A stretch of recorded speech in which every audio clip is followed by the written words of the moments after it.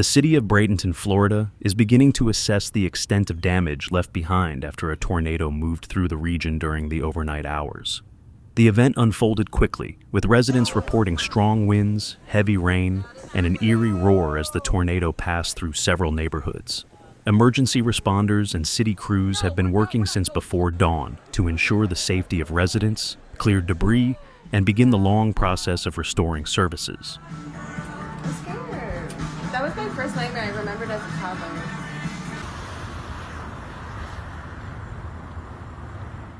According to the National Weather Service, the tornado was classified as an EF2, with maximum wind speeds estimated at just over 110 miles per hour. Its path included residential areas in the western and southern parts of Bradenton, where damage is reported to be most significant. Local authorities have confirmed that while no fatalities occurred, several people did sustain minor injuries, primarily from falling debris or broken glass.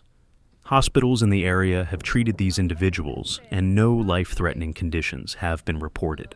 Throughout the night and into the early morning, crews from the Bradenton Fire Department, Police Department, and utility companies have been active in the affected zones. Large trees were uprooted and fell across streets, blocking access in some areas and complicating efforts to reach those who needed assistance.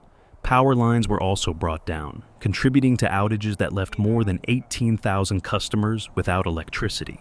As of this report, power restoration efforts are ongoing. But given the scale of the outages, officials indicate that it may take some time before full service is returned.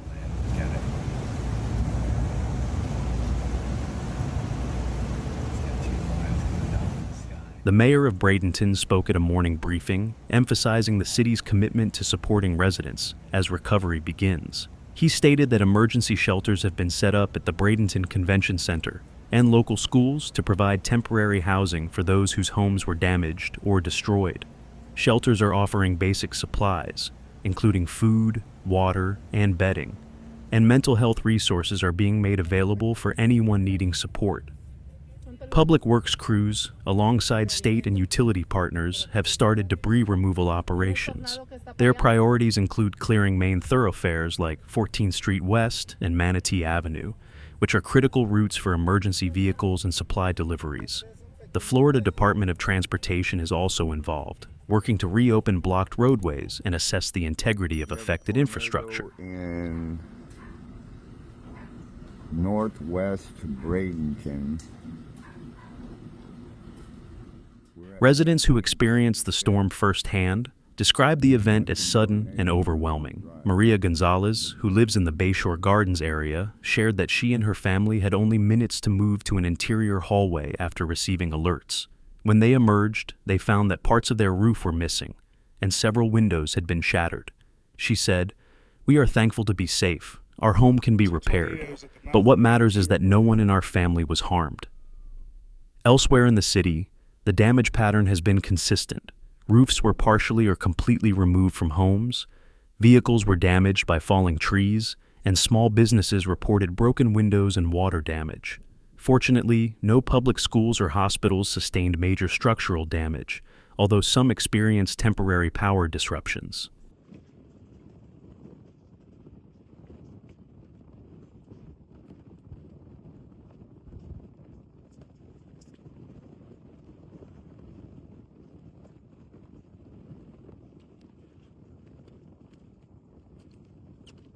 Meteorologists explain that tornadoes of this type in Florida are often the result of interactions between warm, humid air from the Gulf of Mexico and cooler, drier air masses moving down from the north. When these systems combine, they can create the instability necessary for severe storms, and if wind patterns align just right, that instability can produce tornadoes. While Florida is not part of the traditional tornado alley seen in the central United States, the state does experience tornadoes, particularly in the spring and early summer months or during tropical systems.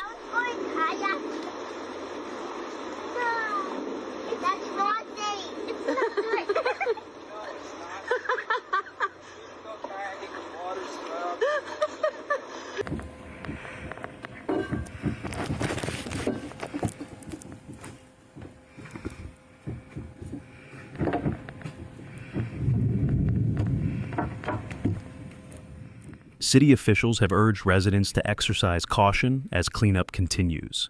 Downed power lines remain a hazard, and some intersections are still without working traffic signals. Emergency management advises staying off the roads unless necessary to allow utility and work crews to move efficiently. Anyone who sees damaged utility equipment or smells natural gas is asked to report it to the appropriate provider and stay clear of the area. In addition to clearing debris and restoring utilities, assessment teams are documenting the damage for potential state and federal disaster assistance. This process will help determine what resources may be made available to assist with rebuilding efforts. Insurance companies have also begun coordinating with policyholders, and mobile claim centers are expected to be set up in the coming days in the hardest-hit neighborhoods.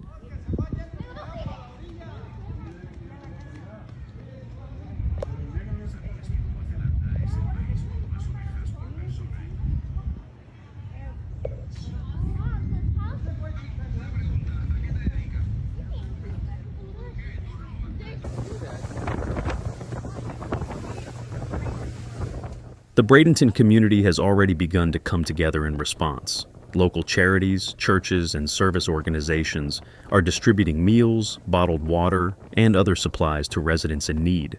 Volunteer groups are forming to assist with debris removal, and neighbors are helping one another secure damaged homes from further harm. The mayor noted during his address that, while the road to recovery will be challenging, Bradenton has a long history of resilience in the face of natural disasters. City officials remain in close contact with the Florida Division of Emergency Management and federal agencies to ensure that all necessary support is available to residents. For now, the focus remains on immediate needs, restoring power, clearing roads, and making sure that everyone has access to shelter and basic services. The full scope of the damage will become clearer over the next several days as inspections are completed and cleanup efforts progress. Authorities remind residents to stay alert for changing weather conditions, as thunderstorms are still possible in the area this evening. While no additional tornado activity is currently forecast, the weather remains unsettled, and safety precautions are encouraged. Bradenton will continue to provide updates as recovery operations advance. Residents are encouraged to follow official channels for the latest information on power restoration, debris pickup schedules, and assistance resources. You see that shit?